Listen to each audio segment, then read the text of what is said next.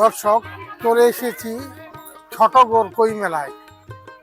এই মেলাটি ঠাকুরগাঁ জেলার পীরগঞ্জ উপজেলার 7 নম্বর হাজিপুর ইউনিয়নের চিন্দাগড় গ্রামে প্রতি বছর অনুষ্ঠিত হয়ে থাকে।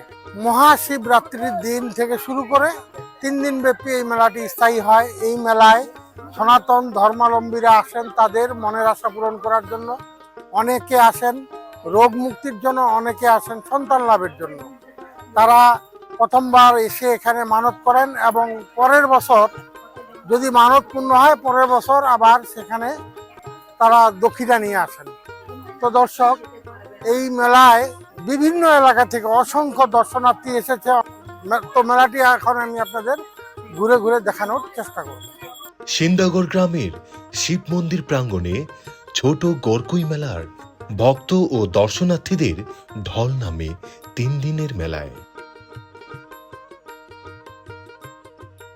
এখানে রয়েছে গাঙ্গিমা, শিব ভোলানাথ ঠাকুর আর শিবলিঙ্গ।